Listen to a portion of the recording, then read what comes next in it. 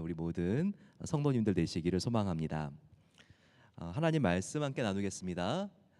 오늘 받을 은혜의 말씀은 디모데전서 1장 12절부터 15절까지의 말씀입니다. 디모데전서 1장 12절에서 15절까지의 말씀으로 저희들 리더들이여 주님 앞에서의 신앙을 회복하라 라는 제목으로 함께 은혜 나누겠습니다. 나를 능하게 하신 그리스도 예수 우리 주께 내가 감사함은 나를 충성되이 여겨 내게 직분을 맡기심이니 내가 전에는 비방자요 박해자요 폭행자였으나 도리어 긍휼을 입은 것은 내가 믿지 아니할 때에 알지 못하고 행하였음이라. 우리 주의 은혜가 그리스도 예수 안에 있는 믿음과 사랑과 함께 넘치도록 풍성하였도다. 미쁘다 모든 사람이 받을 만한 이 말이여 그리스도 예수께서 죄인을 구하시려고 세상에 임하셨다 하였도다. 죄인 중에 내가 괴순이라. 아멘.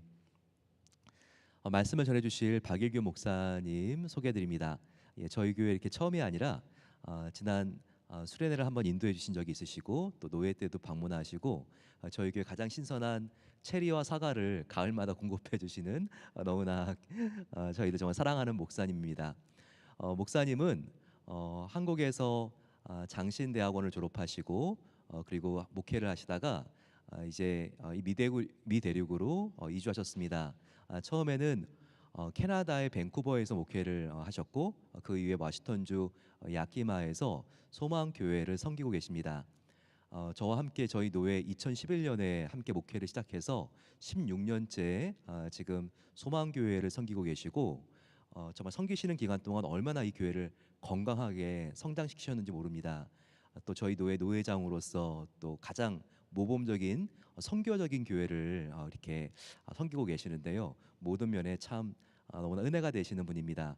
제가 목자의 마음을 반영해 줄 수 있는 가장 좋은 강사가 누굴까 기도하다가 하나님께서 우리 박일교 목사님 떠오르게 해주셨는데요. 연초 바쁘신데도 이렇게 오신 것이 너무나 감사하고 그리고 정말 하나님께 큰 기쁨이 됩니다. 목사님 나오실 때 우리 따뜻한 박수로 같이 환영하겠습니다.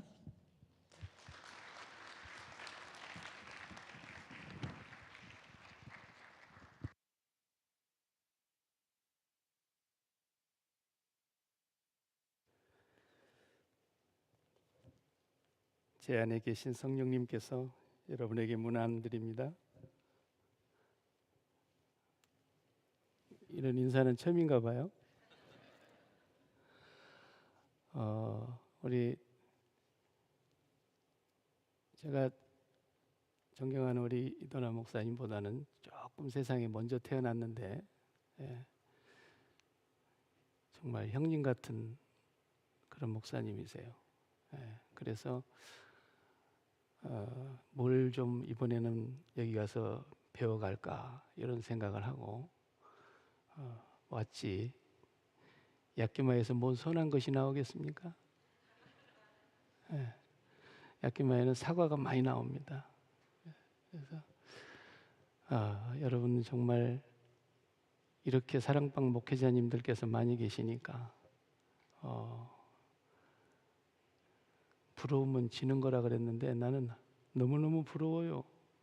목사님, 사랑방 목회자님들이 이렇게 주님을 섬기고 여러분들이 정말 얼마나 하나님을 사랑하는지 얼굴에 다 쓰여져 있어서 얼굴만 봐도 은혜가 됩니다. 제가 여러분과 함께 한 이틀 동안 있게 될 텐데 여러분 안에 그 하나님이 주신 그 풍성한 사랑과 은혜를 함께 나누고 싶고 또 저는 그저 목회하면서 실패했던 얘기들, 하나님 앞에 잘못했던 것들 이렇게 좀 솔직히 얘기하면서 우리가 어디서부터서 다시 새롭게 해야 되겠는가 이런 마음을 또 가져보기를 원합니다. 제가 주일학교 선생을 한 8년 했어요. 그런데 이제 워낙 시골이니까 선생이 없어서 제가 한 것이지 선생이 많으면 저 같은 사람에게 선생하라 그러겠어요? 중학교 1학년 되니까 이제 주일학교 선생님들 출석 통계 내는 거, 사랑밤 몇 명 오고, 소망밤 몇 명 오고, 결석 몇 명 하고, 요절은 몇 명 외웠고, 새로운 전도하는 아이가 몇 명이고, 이제 보고하는 거예요. 중학교 1학년 때 그걸 맡겨주더라고요. 1년 동안 하고 났더니 2학년 때부터서는 성경 동화 선생님 하래요. 아, 내가 동화 듣는 사람이지 동화를 내가 어떻게 해요? 동화를 이제 중학교 2학년부터 사라 그러니까 토요일 저녁만 되면 잠을 못 자는 거예요. 내일은 요셉의 얘기를 어떻게 해야 되지? 그래가지고 아주 그냥 원맨 쇼를 그때 제가 이제 하기 시작했어요. 그러면서 주일학교 선생을 한 8년 하는데 조금 지나니까 설교도 시키대요. 3학년 되니까 이제 설교를 하래요. 그래서 설교할 게 뭐 있어요? 제가 뭐 어떻게 알아야지요. 그래서 성경 동화만 계속 했어요. 성경 들려주는 얘기만 해드렸어요. 예. 그런데 그때 예화가 생각이 나요. 그때 예화가 어린이 설교 때 예화하는 거 있잖아요. 어린이들은 쉽게 얘기를 해야 되니까 어떤 집에 3대가 살았대요. 할아버지가 살고 있었고, 그 다음에 며느리가 살고 있었고, 그 다음에 손자 하나가 있었대요. 그런데 할아버지가 이 휠체어에 앉아서 평생을 사시고, 이 음식이 목에 잘 넘어가지 않아서 항상 이렇게 죽으로 떠서 이렇게 잡수시게 해드려야 되는데, 이 어머니가 자기 아들을 항상 시킨 거예요. 특별히 저녁 식사 시간에는 반드시 이 아들에게 너 할아버지 가서 식사 이렇게 진지 잡수시게 잘 도와드려라. 그러니까 이 아이가 어머니 말씀을 순종하고 계속 잘 했더랬어요. 그게 원래 언제까지 했냐면 대학생이 될 때까지 했어요. 착하지요? 그런데 어느 날이 대학생 된 아들이 엄마 나 이제 그만할래. 너무 많이 했잖아. 이제부터 엄마가 해. 나는 이제 아르바이트도 해야 되고 친구들도 좀 만나야 되고 그동안 난 친구들 만나지 못하고 학교 끝나면 집에 빨리 와야 하고 너무 힘들었어. 그러니까 엄마가 이제 아이를 조용히 불러놓고 그래 고맙다. 엄마가 잘 알지. 너가 얼마나 착하고 순종하고 지금까지 한 번도 안 한단 말 안 하고 잘해줘서 너무너무 고맙다. 근데 이제 네가 많이 컸기 때문에 내가 너한테 꼭 해줄 말이 있어. 사실은 이건 해서는 안 되는 말이었는데 이제 너가 컸으니까 이해할 줄 알고 내가 하는 거야. 잘 들어. 네가 2살 때 엄마 아빠는 일터에 나가 있었고 할아버지가 너를 보고 계셨어. 근데 너가 고온히 잠이 든 사이에 할아버지가 잠깐 마트에 동네 앞에 마트에 갔다 오려고 갔다 오는 사이였는데 그만 우리 집에 불이 난 거야. 할아버지가 장 봐가지고 집 앞에만큼 왔더니 집이 막 불이 나서 네가 안에서 잠들고 있는데 그 불난 집을 할아버지가 그냥 뛰어들어가서 그냥 너 잠자는 포대기에다가 그냥 둘둘 말아가지고 불에 적셔서 그냥 뛰쳐나오는데 할아버지가 불이 붙은 거야. 그래가지고 온몸이 타고 살이 타고 그래서 오랜 동안 병원에서 생활하시다가 이제 겨우 생명을 얻어가지고 이렇게 사시는데 목에는 음식이 잘 넘어가지 않아서 이렇게 내가 떠먹여 드려야 되고 그리고 할아버지가 몸을 상해서 걷지를 못하니까 휠체어에 의지하고 살았던 거야. 할아버지가 절대로 이 얘기는 해서는 안 된다 그랬는데 네가 이제 컸기 때문에 내가 얘기하면은 네가 이해할 줄 알고 그 얘기를 하는데 아이가 그냥 닭똥 같은 눈물을 흘리는 거예요. 그 말을 듣고 있다가 그리고 아무 말 없이 이제 엄마가 해준 음식을 가지고 할아버지 품에 가서 안겼어요. 할아버지 너무너무 고마워요. 제가 잘못했어요. 아니 네 애미가 이 얘기를 했구나. 내가 그렇게 하지 말라 그랬는데 그래서 이 아이가 그 뒤로도 한 번도 안 한단 말 안 하고 할아버지 돌아가실 때까지 제가 책임지고 저녁 식사 시간만 되면은 제가 꼭 그걸 했다는 거예요. 그 제가 어린이 설교 때 했어요. 예, 바로 사람은 은혜를 아는 존재죠. 예. 은혜를 모르면 성경에 뭐라 그랬죠? 존귀한 인간이지만 은혜를 모르는 사람, 깨닫지를 못하는 사람은 멸망하는 짐승 같도다 그랬어요. 예. 사실은 짐승도 은혜를 아는 짐승이 있잖아요. 우리가 키워보면은. 그래서 우리가 강아지 좋아하는 거 아니에요? 이것은 사람을 비난하는 말이 아니라 우리 사람에게 정말 깊은 걸 깨닫게 해주시는 말씀이에요. 은혜를 안다는 것이 얼마나 중요한지 몰라요.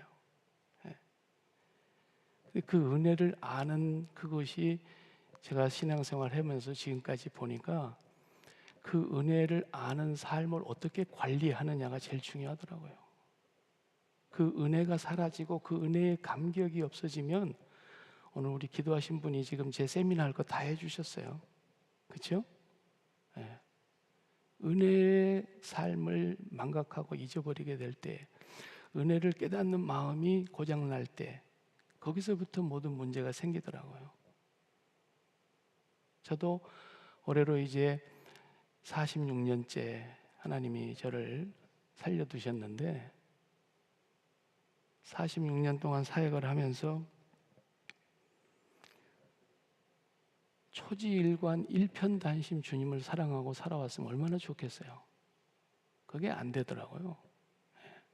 목사 안수 받을 때의 감격, 신학교 들어가서 훈련 받으면서 거기서 늘 새벽에 기도하고 책 풀 때 예배하고 말씀 배우고 신학 공부하면서 그때의 뜨거웠던 그 첫사랑의 감격이 지금 46년 동안 지속되면 얼마나 좋겠어요. 그게 참 어려워요. 그런데 그나마 그래도 저에게 그것을 유지시켜주는 눈에 보이는 증인이 하나 있었어요. 하나님은 일차적이지만 근원적이지만 그 하나님의 사랑을 깨닫고 은혜를 깨달은 한 분이 저에게 지금까지도, 그분이 이 세상에 지금 계시질 않는데 지금까지도 제 마음속에 따끈따끈한 그런 은혜의 감격을 되새기게 해주는 그런 분이 한 분 있었어요. 그게 제 어머니예요. 제 어머니가 저를 위해서 하나님의 종으로 가는 길을 두고 기도해 주셨던 그 어머니가 어떻게 살아오셨는가를 제가 생생하게 봤잖아요. 나는 저희 어머니 반에 반도 못 따라가요. 목사가 됐어도. 그렇게 기도해 주시고 믿어 주시고 기다려 주시고 참아 주시고 희생해 주시고 섬겨 주시고 하던 것을 보면서 그분이 받은 하나님의 사랑을 나에게 쏟아 주시는 거예요. 그분이 깨달은 그 하나님의 사랑을 나에게 일깨워 주실 때마다 그 한 여인의 그 희생과 기도와 헌신과 섬김이 어쩌면 이렇게 60 중반이 된 이 나이까지도 그 감격과 그 사랑이 식어지지가 않는 거예요. 그래서 조금이라도 제가 긴장이 풀리고 잘못된 길로 헛한 생각 이렇게 될 때에 내가 너 그런 목사 하라고 뒷바라지 한지 아니? 그 기억이 그 소리가 들리는 것 같아요.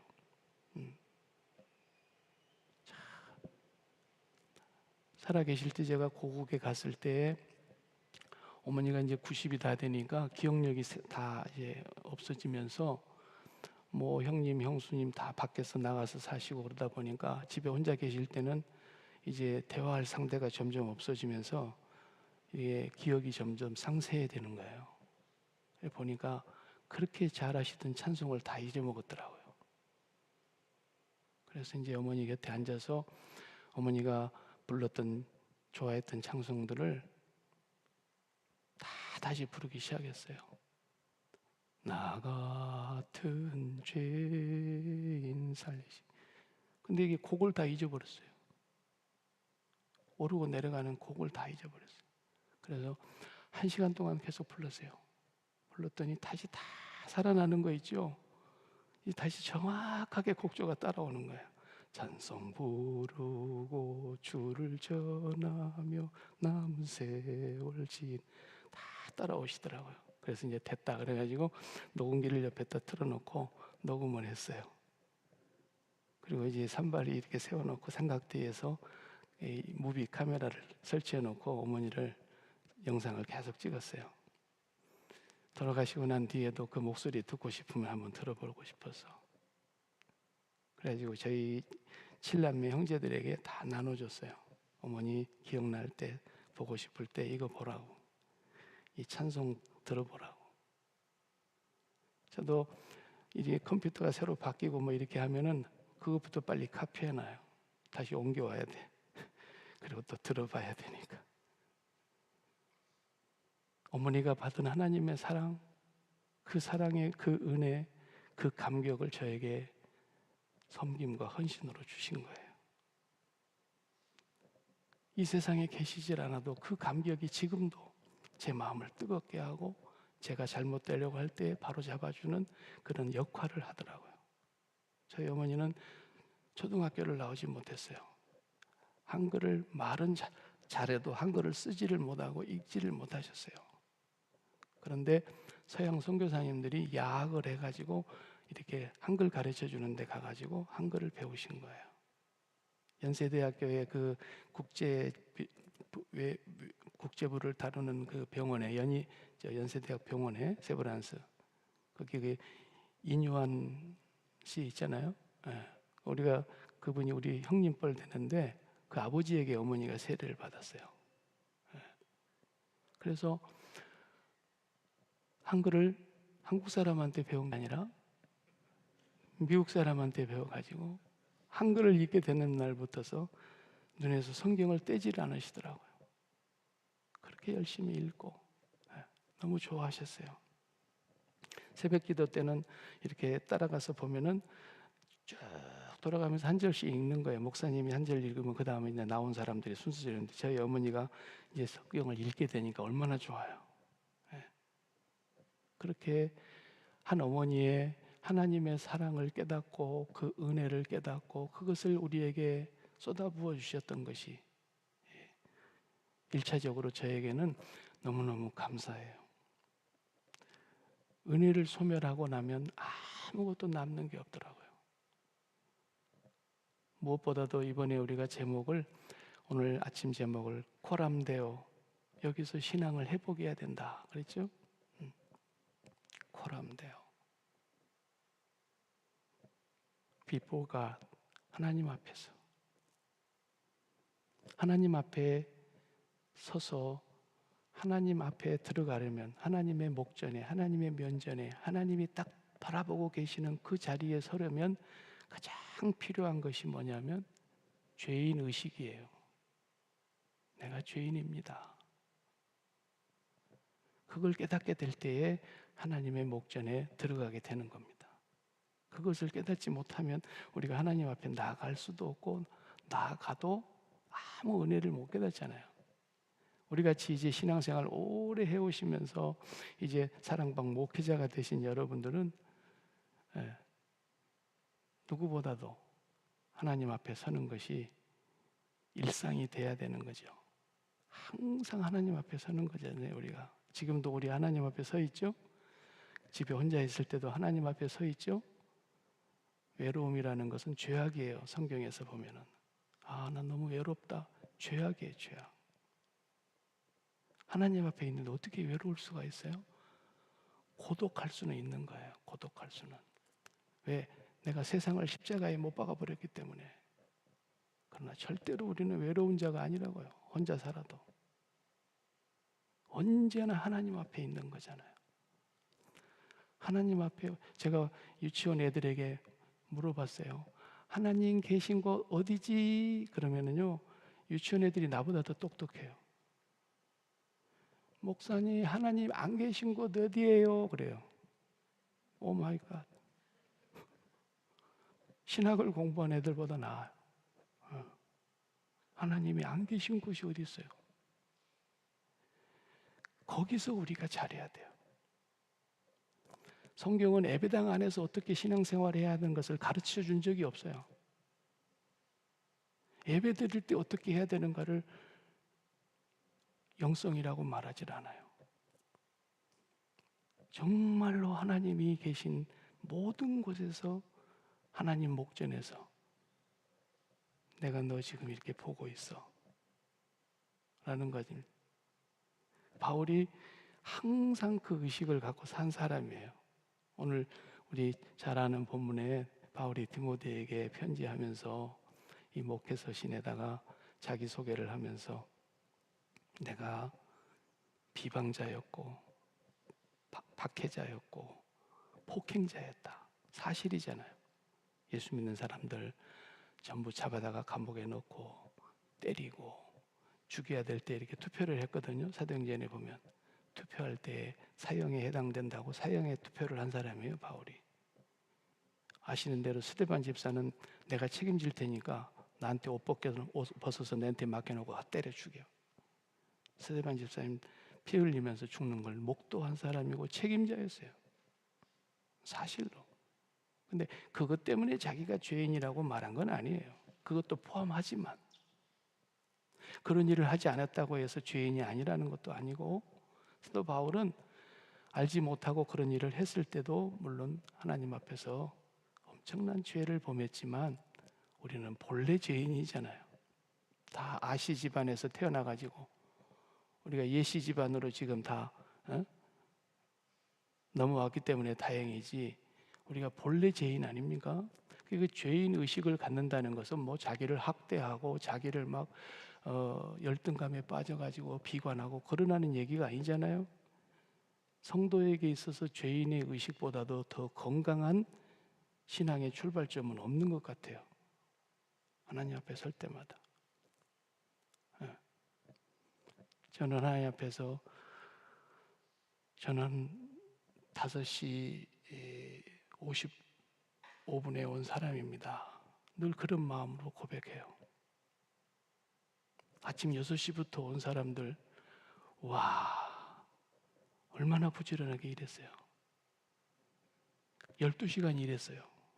근데 이 주인이 9시에도 나가보니까 또 아직 일자리 못 찾은 사람이 있어서 또 들여보내고, 12시에 가보니까 또 들여보내고, 3시에 가서 또 들여보내고, 그래도 일을 빨리 끝내야 되겠기에 5시에 가서 또 들여보냈잖아요.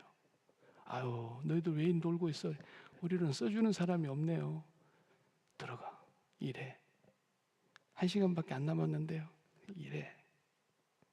그리고 품삯을 주잖아요. 먼저 온 사람부터 주지 않고 주님이 나중 온 사람부터 줬다는 데가 포인트예요. 우리 세틀은 1시간이 20불이에요. 요즘 비즈니스 하신 분들이 너무 힘들어요. 1시간에 20불씩 줘야 되니까. 저희 막 약기마도 최하 18불이에요. 20불 준다고 해봐요. 1시간에 20불. 그러면 12시간 지금 일한 아침 새벽 6시부터 온 사람들은 240불이에요. 그런데 맨 나중에 와서 1시간 뭐 좀 하다 보면 금방 1시간 갔는데 240불 주는 거예요. 그러니까 아침 6시 온 사람이 눈이 둥그레져가지고, 우와, 벌써 머리가 탁 돌아가요. 나는 얼마 받는 거야 그러면? 근데 자기도 240불 주는 거예요. 막 화내고 주인한테 막 삿대질하고 불평하고 시비를 했어요. 김씨, 내가 뭐 잘못했어? 아침에 내가 당신에게 1시간당 얼마씩 준다 그랬지? 20불 준다. 그렇지? 사인했잖아. 그럼 지금 내가 얼마 줬어? 240불 줬지? 내가 뭐 잘못했나? 내 것 가지고 내가 맨 마지막에 온 사람한테 좀 이렇게 선심 쓰는데 왜 다니까 기분 나빠해? 그 12시간 일한 애들이 다 바리새인들이거든요. 상을 받으려면 내가 받아야지. 구원을 해도 내가 구원받아야지. 우리가 소득의 11조를 드리고 일주일에 2번씩이나 금식하고 저런 쓰레기 같은 것들하고 우리는 같이 놀지도 않는데 말이야. 어디 저런 것들을 240불씩이나 주냐고. 이게 은혜가 하나도 없는 사람이 하는 말이거든요. 은혜가 뭔지를 전혀 모르는 사람들이 갖는 마음 자세 아닙니까?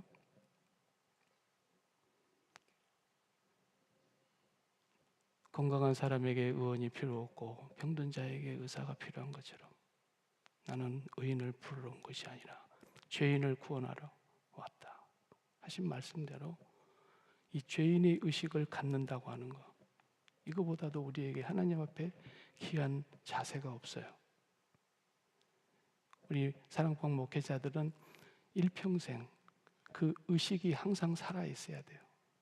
그 의식이 사라지면 그냥 쉽게 말하면 안고 없는 찐빵. 아무것도 아니더라고요. 제가 경험해 보니까 그래요. 중학교 2학년 때부터서 애들 데리고 성경 동화를 했으니 말하는 거 얼마나 잘하겠어요. 생각해 보세요. 그러나 우리는 그것이 뭐 스킬이나 경력이나 어떤 재능이나 이런 게 문제가 아닙니다. 주님은 오히려 그것이 당신이 쓰시는데 방해가 된다 그래요. 그러니까 모세도 야, 신발부터 벗어, 신발부터. 내가 선 땅은 거룩한 땅이야. 우리가 리주메 써가지고 이렇게 이력서 어디 갖다 내지 않습니까? 그 이력서, 신발 리지 아닙니까? 역사할 때 역자입니다. 신발이 걸어다니던 역사를 써갖고 와봐. 신발 벗어. 네 이력서 갖고는 내가 안 돼. 우리가 하나님의 일하는데 이력서가 필요합니까? 엄밀하게 따지면 이력서가 자칫 잘못하면 그것이 필요 없다는 얘기가 아니라 자칫 잘못하면 그것이 하나님의 역사에 방해가 되고 거침돌이 되고 오히려 저항을 하게 되는, 은혜가 물줄기가 내려오는데 오히려 그것을 저항하게 되는 원인이 될 수도 있다는 거예요. 내가 이거 잘해. 뭐 이거 한두 번 해보나? 우리 주부들이 날마다 밥하는 거, 날마다 음식 만드는 거, 그건 눈 감고도 해. 그러나 우리 예수 믿는 사람들, 특별히 사랑방 목회자들은 그런 마음 가지고서는 아무것도 할 수 없어요. 날마다 하나님 앞에 서는 고람되어 언제나 하나님 앞에서 나의 죄인된 의식을 잃지 않아야 가장 건강한 신앙생활을 할 수가 있는 출발점이 되는 거예요. 그걸 그렇게 만들어주는 것은 다름 아닌 예수 그리스도의 십자가입니다. 십자가 외에는 그것을 영원히 지속시켜 줄 수 있는 능력이 없어요. 저희 어머니도 그 십자가의 사랑을 깨닫고 난 뒤로부터 그 십자가의 사랑을 마음에 간직하면서 그 사랑을 자식들에게 쏟아준 거였어요. 그 감격이 그대로 흘러내려왔고 그 감사가 그대로 흘러내려왔고 그 은혜가 항상 우리들에게 어머니를 통해서 또 흘러내려오고 있었어요. 십자가는 사람들이 요즘 어때? 살기 힘들지? 그러니까 말로 말하. 내 십자가가 보통 무거운 게 아니야. 사람들이 그렇게 십자가를 생각하는 사람들이 꼭 교회 가보면 한 2명씩은 있더라고요. 뭐 남편이 돈 안 벌어다 주고 맨날 그냥 집에 오면 소리나 지르고 애들한테는 그냥 나쁜 말이나 하고 우리 남편 십자가야 이렇게 생각하고 십자가를 그렇게 또 해석하고 있는 분들이 꼭 교회 가면 2명씩은 있어요. 여기 보면 여기야 없지 여기야 우리 동네 가면 꼭 있어요. 그러니까 십자가는 예수님의 십자가를 말하는 거잖아요. 우리가 좀 많이 망가졌죠? 오늘 다 생얼로 나오셨는데 보니까 우리가 얼만큼 망가진 거 아시죠? 상당히 망가진 게 아니라 거의 다 망가졌어요. 예. 그죠? 주부들이 이렇게 끼고 쓰는 그 고무장갑으로 얘기하면 고무장갑 그냥 그 오븐 옆에 놔둬가지고 다 눌어붙어 가지고 새끼손가락 하나 온전하고 다 그냥 눌어붙어 버려. 예. 그 손가락 넣을 수 있어요? 편안하게 쓸 수 있어요? 다 망가진 거잖아요. 우리 하나님 형상으로 만든 이유가 하나님 들어오시려고 그랬던 건데 우리를 이렇게 장갑처럼 딱 끼고 쓰려고. 그래서 손의 형상으로 장갑 만드는 거고 발가락 발 모양으로 양말 만드는 거고 다 그러잖아요. 우리 하나님 우리 안에 들어오시고 싶어서 우리와 함께 살고 싶어서 하나님 형상대로 하나님 모양대로 만들어 놨더니 많이 망가져 버렸어요. 하나님 들어올 수가 없을 정도로 망가져 버렸어요. 적당히 망가졌어야지요. 고쳤을 수 없을 만큼 망가졌어요. 그래서 주님이 고칠 수가 없다. 죽어야 된다. 그래서 내가 대신 죽으러 왔다.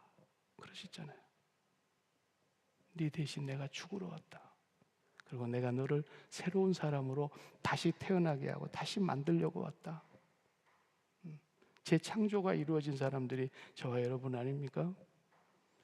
그 십자가의 은혜를 우리가 절대로 잊어버리면 안 된다는 것이죠.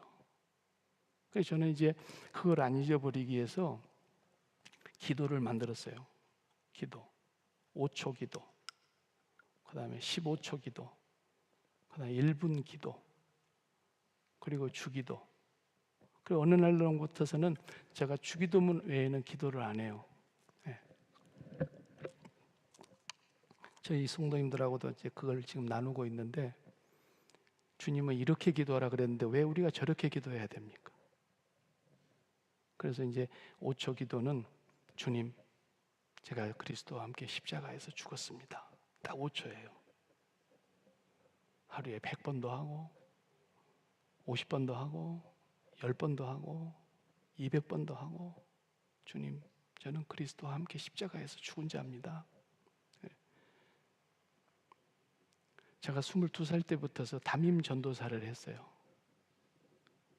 그래서 섬에서 3년 동안 목회를 하면서 부임했던 첫 해에 섬에서 장례식을 했어요. 21살짜리 담임 전도사가 돌아가신 환자를 다 옷을 벗기고 목욕을 시키고 새 옷을 다 갈아입히고 관에 넣고 그 다음에 자녀들 둘러 앉아서 다 이제 입관 예배 드리고. 근데 죽은 사람을 제가 처음으로 이제 그 전에도 물론 죽은 사람들 상에 메고 나가는 건 이웃 교회가 이제 사람이 필요하니까 가서 도와주긴 했지만 정식으로 제가 이제 죽은 사람 장례는 처음 해보는 거예요. 다행히 그래도 학부 때 제가 목회학을 배우면서 그 우리나라에서 최고로 그걸 잘하시는 목사님이 박종열 목사님이신데 그분에게서 배웠어요. 그래서 배운 대로 이제 했죠. 뭔 얘기냐면 죽은 사람은 옆에서 부인이 울어도 눈 한 번 안 떠주고 생전에 제일 속상했던 자식이 와서 그냥 그렇게 울면서 목 놓아 울어도 눈 한 번 안 떠주고, 예? 꼭 제일 불효한 자식들이 제일 많이 울더만요. 이렇게 보니까. 나는 또 거기다가 막 염장을 질러요. 염장을. 관뚜껑 덮어갖고 못질할 때 제일 많이 운 사람 이리 오라고. 이거 못 박으라고. 당신이 살았을 때 아버지 가슴에 얼마나 못을 많이 박았냐고. 그럼 막 망치지를 못해 운이라고. 근데 죽은 사람은 진짜 말이 없더만요. 그래서 주님, 제가 십자가에서 그리스도와 함께 죽었습니다. 5초 기도를 그냥 혼자서 궁시렁궁시렁 하는 거예요. 15초는 주님, 내가 그리스도와 함께 십자가에서 못 박혀 죽었습니다. 이제 제 마음을 하나님께로 끌어올려서 오늘 하루 동안에 하나님으로 기뻐하고 하나님을 기뻐하고 하나님으로 즐겁고 하나님으로 만족하고 하나님으로 행복하게 해주세요. 그리고 이 땅에 내가 살아가는 동안에 내 몸하고 관련 맺고 있는 이런 모든 것들은 아버지가 직접 통치하시고 다스리시고 아버지 뜻이 이루어지기를 바랍니다. 15초는 조금 더 되죠. 그런 식으로 제가 기도를 하는 거예요. 내가 죽었다는 것을 날마다 나에게 각인시키는 거예요. 분명히 로마서 6장 11절에 보면 너는 하나님께 대하여 죄에 대하여는 죽었고 하나님께 대하여는 산 자로 여길지어다 그랬어요. 그 여길지어다라는 단어가 그런 뜻이에요. 잘못된 사상이나 잘못된 것을 가지고 계속 주입을 시키는 것은 세뇌죠, 세뇌. 김일성이가 솔방울을 가지고 수류탄을 만들어 가지고 일제를 무찔렀다. 이런 건 세뇌. 사실이 아닌 것은. 그러나 오늘 우리가 눈으로 보지 아니하였어도 성령께서 우리에게 깨닫게 해주셨던 그 예수 그리스도가 십자가에 죽으신 것은 내가 죽은 거라는 거죠. 그것이 자기 십자가를 지고 가는 거예요. 날마다 매일매일 내가 그리스도와 함께 십자가에서 죽은 자입니다. 그걸 기억하는 것이 하나님을 사랑하는 출발점이에요. 그걸 기억하는 것이. 여러분 누가 여러분들 기억해 주면 얼마나 고맙던가요? 하나님께서는요 제일 사랑하는 분이 누구냐? 이는 내 사랑하는 아들, 내 기뻐하는 자다. 예수님이에요. 하나님은 언제나 예수님을 최고로 사랑하시고 하나님이 우리를 사랑하실 때도 왜 우리를 사랑하시느냐? 처음에는 우리가 죄인 되었을 때 사랑하셨지만 지금은 왜 우리를 더 사랑하시느냐? 우리가 예수님을 사랑하기 때문이에요. 우리가 예수님을 날마다 마음에 모시고 예수님을 사랑하면서 살아가니까 하나님이 우리를 기뻐하시는 거예요. 예수님을 기뻐하듯이 나를 기뻐하여 주시는 거예요. 왜? 우리가 예수님 안에 있으니까. 언제나 십자가의 은혜. 그래서 이제 목회가 끝날 무렵이 다 돼가는데 이제서 깨닫는 거예요, 박 목사는. 왜 사도 바울이 고린도전서 2장 2절에 나는 예수 그리스도와 그의 십자가에 못 박힌 것 외에는 아무것도 알지 아니하기로 작정했다. 왜 그랬을까라는 말이 이제 조금씩 귀가 열리는 거예요. 그래서 그랬구나. 내가 예수 그리스도 십자가 외에는 아무것도 자랑할 것이 없나니 내가 그리스도와 함께 세상에 대하여 십자가에 못 박혔고 세상이 또한 나에 대하여 그러하니라. 고린도후서 4장 10절에 보니까 내가 예수 죽음을 짊어지고 다닌다 그랬어요. 내가 그리스도와 함께 십자가에 못 박혔나니 그랬어요. 이제는 내가 몸을 떠나서 그리스도와 함께 있는 것이 더욱 좋은데 그랬어요. 근데 예수 믿는 사람들 보면은 죽는 거 상당히 두려워하더라고요. 여기는 없죠? 우리 동네는 꼭 있어요. 네. 왜 죽는 걸 두려워하는가 봤더니 우리가 너무 많이 망가져서 그래요. 너무 많이 망가져. 하나님을 마음에 모시고 살 때는 죽음이 없었고 죽는 것이 무엇인지도 몰랐는데 하나님을 떠나고 에덴에서 쫓겨나고 난 뒤로부터서는 죽음이 두려웠던 거예요. 벌써 선악과를 따먹는 순간에 죽음이 두려웠어요. 너 왜 숨었어? 그러니까 부끄러워서 숨었습니다. 이러지 않고 벗었으므로 두려워하여 숨었습니다. 그랬어요. 아니 벗었는데 부끄러워야지 왜 두렵니? 하나님을 옷을 벗어버렸거든요. 하나님을 입고 있던 걸 벗어버렸어요. 그래서 다시 예수님 오셔서 그리스도로 옷 입혀주신 거잖아요. 아무개 옷 벗었대. 뭐 때문에 벗었는데? 뇌물 받아 먹었대. 그래서 또 옷 벗는 사람들 막 두려워하잖아요.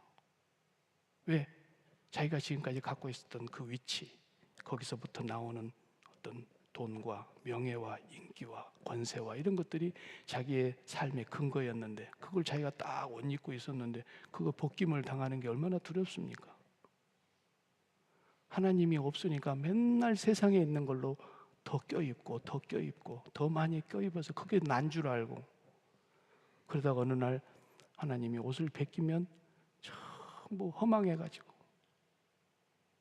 그거 안 벗김 당하려고 우리는 그런 것이 아니잖아요. 우리는 벗은 자로 발견되지도 않을 것이고 벗은 자로 발견되지 않으려고 우리가 하늘로부터 온 처소를 덧입는 자들이라 그랬잖아요. 날마다 우리는 예수 그리스도로 옷 입고 사는 사람들입니다. 그 십자가의 은혜가 나를 날마다 새롭게 해주고 매일 죽고 다시, 그래서 잠잘 때 주님, 죽는 연습으로 들어갑니다. 오늘도 나는 주님과 함께 십자가에서 죽은 자입니다. 아침에 또 일어나면 오늘 또 새롭게 하루를 출발합니다. 나는 예수 죽음을 짊어지고 오늘 또 삽니다. 주님의 십자가를 잊어버리지 않아야 됩니다. 그걸 꼭 기억하셔야 됩니다. 이 손자가 할아버지가 자기 때문에 그렇게 됐다는 걸 생각하고 막 자책하고 내가 그때 죽었어야 되는데 할아버지 막 그렇게 하라는 거 아니잖아요. 행여애가 그럴까 봐서 말 못하게 했던 건데, 할아버지 너무너무 감사해요. 내가 있는 것은 할아버지가 계셨기 때문입니다. 나 이제 생명이 있음은 주님의 은혜요. 저 사망 권세 이기니. 날마다 주님의 십자가를 바라보면서 주님 때문에 제가 있습니다. 주님이 없으면 내가 없습니다. 그 은혜의 감격이 식지 않아야 됩니다. 그 감격이 망가지면, 우리 오늘 기도해 주신 분한테 제가 참 감동을 받고 은혜를 받았는데, 항상 자기가 괜찮은 사람인 줄 압니다. 그리고 그냥 금방 남에 대해서 평가가 나오고, 왜 저렇게밖에 못해? 언제 사람 되려고 그래? 이렇게만 되는 겁니다, 사람이. 목사들은 안 그런 것 같아요. 저 사람도 아니야 저거, 저 목사도 아니야 저거, 이런 말이 그냥 서슴없이 나온다고요. 언제나 주님의 은혜에 대한 감격이 우리 속에서 식지 않도록 관리 잘하는 것이 목회자예요. 여러분들은 저를 볼 때 그걸 모르잖아요. 저 사람이 어떻게 살고 있는지, 뭐 하는 사람인지. 그러나 말은 잘하잖아요. 그러나 우리 목회자들은 하나님 앞에 있는 사람들입니다. 하나님 앞에 있는 사람들입니다. 그걸 잊지 말아야 됩니다. 그래야 거기서부터서 진실된 감사가 나오고, 그 감사함이 충성으로 이어지고 헌신으로 이어지는 거 아니겠습니까? 우리가 새해가 되면은 잘해봐야 되겠다, 또 다짐하고 또 다짐하고 그러지만 작심 삼일 이런 경우도 얼마나 많습니까? 예. 그러나 그것이 끊임없이 변함없이 가게 해주는 힘은 십자가에 있습니다. 그 십자가에 대한 주님의 사랑을 기억하고 그 은혜에 감격하고 그 은혜에 감사하고 그 마음이 우리에게서 잘 관리되어져야 됩니다.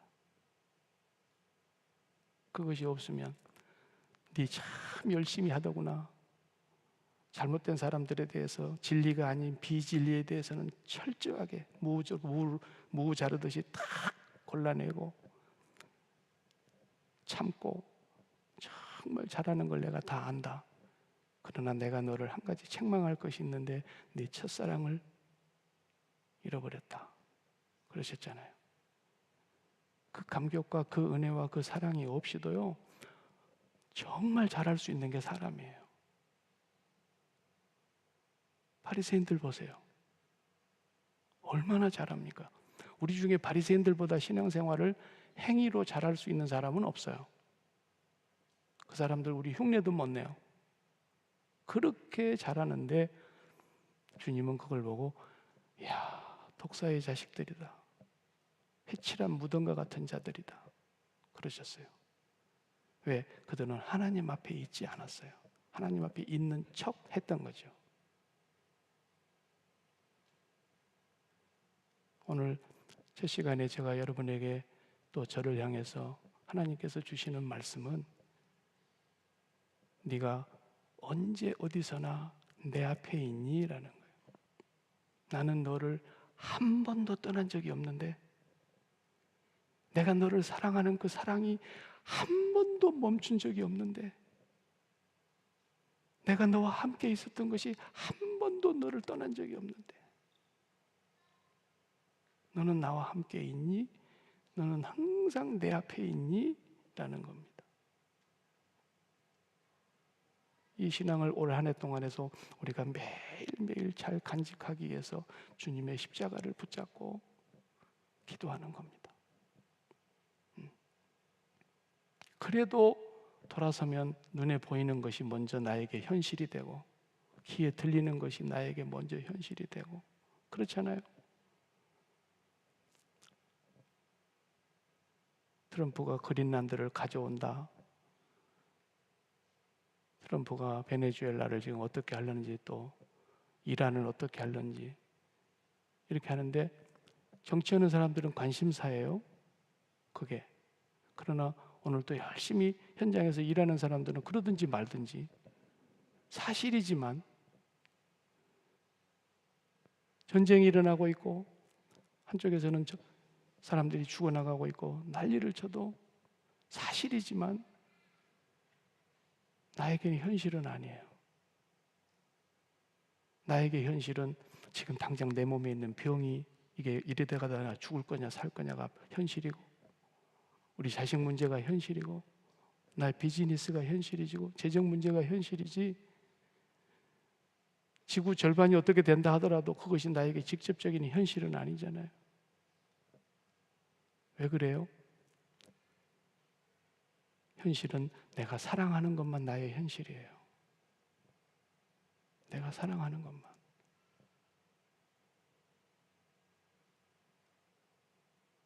뉴욕에 폭파가 일어나가지고 지하철에서 사람들이 많이 죽었대. 뉴스가 나오면서 뉴욕에 가 있는 우리 애가 있다 그래 봐요. 다른 사람들은 다 사실로 뉴스만 듣는 거지, 나는 현실인 거야. 왜요? 거기 사랑하는 사람이기 때문에. 내가 진짜로 사랑하는 사람만 현실이 되는 거예요.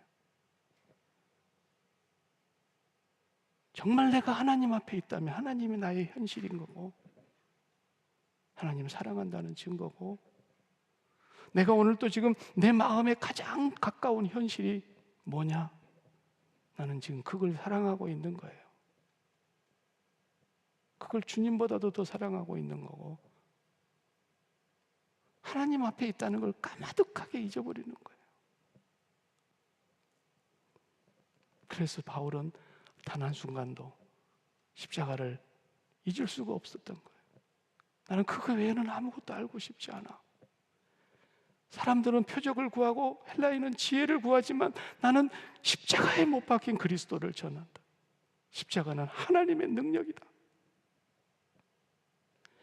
그렇게 매를 맞고 그렇게 굶주리고 40에 하나 감한 매를 한 번만 맞아도 살아나오기가 힘든데 5번이나 맞고, 3번을 태장으로 맞고, 한 번은 돌로 맞고, 한 번은 배가 파손돼서 일주야를 바다에서 둥둥 떠다니고, 광야에 들어가면 광야의 위험이 있고, 시내에 들어가도 시내의 위험이 있고, 동족의 위험이 있고, 이방인의 위험이 있고, 굶고 춥고 헐벗으며 몸에는 낫지 않는 가시 같은 육체의 가시가 있고, 그래도 주님은 바울에게 한 번도 바울아 미안하다 그러지 않으셨어요.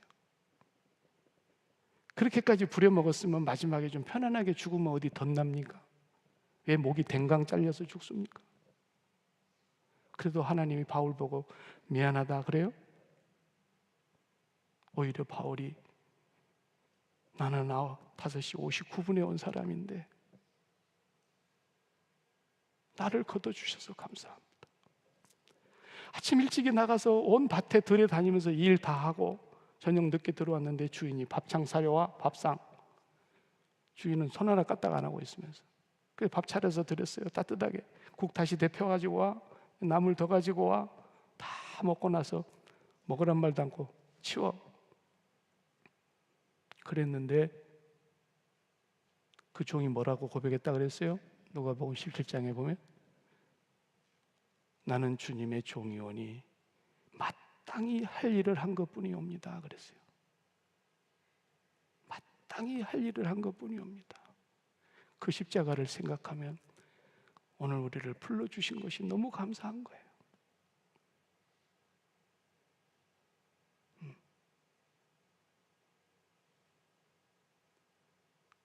우리는 5시에 온 사람들입니다.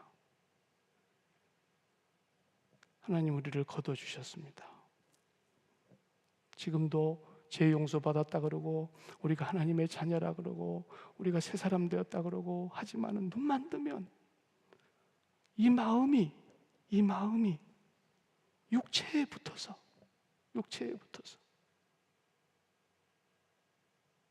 이것이 가장 많이 망가진 모습의 본질 아닙니까? 이 마음은 하나님을 모시라고 있는 공간인데 이 마음의 성소, 지성소는 하나님 한 분만 모시는 곳인데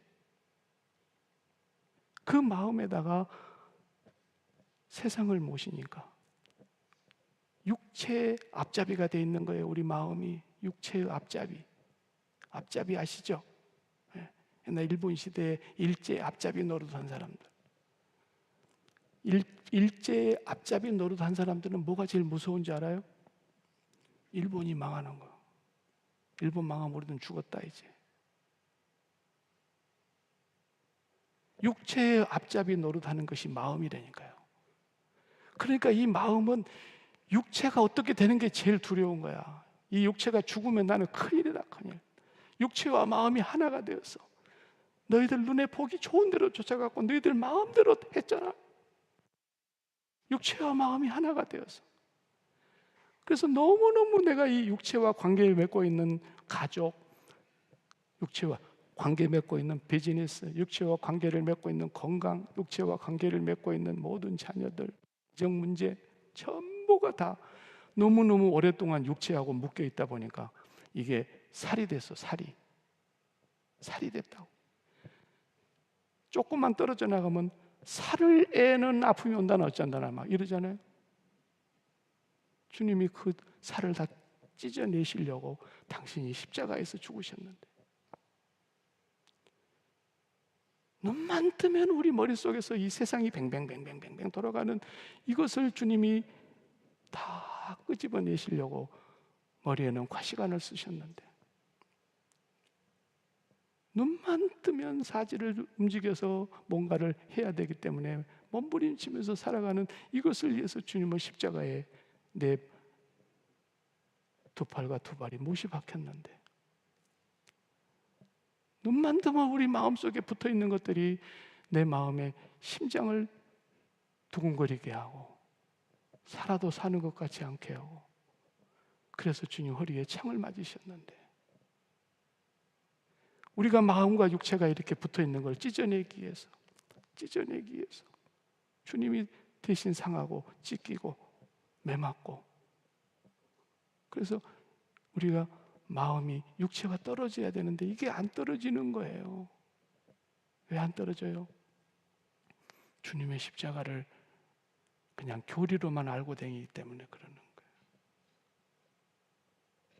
날마다 주님의 십자가 그거 붙잡고 주님 나는 죽었습니다. 그리스도와 함께 죽었습니다. 분명히 주님께서는 제가 이 세상에 태어나기도 전에 시편 139편에 그랬잖아요. 네 일을 모태에 조직하기도 전에 내가 너를 알았고 네 오장육부가 만들어지기도 전에 네 일생을 내 책에 기록해 놓았노라. 다윗은 그걸 알고 주의 생각이 어찌 그리 많은지요. 모래알보다도 더 많도소이다. 주님은 우리를 향해서 10,000가지 생각을 다 갖고 계신 분이세요. 우리 생각하지 말라고. 주님의 생각을 받아들이라고 이성이라는 기관을 주신 거예요. 나보고 생각하라고 주신 것이 아니고 주님의 생각을 받아들이라고. 날마다 마음이 육체와 붙어가지고 있는 이것이 떨어지지 않으면 우리는 흉내는 다 낼 수 있고 아는 것이고 훈련이 되어 있고 어느 정도 교양도 양식도 도덕도 윤리도 다 있기 때문에 할 수는 있어요. 그러나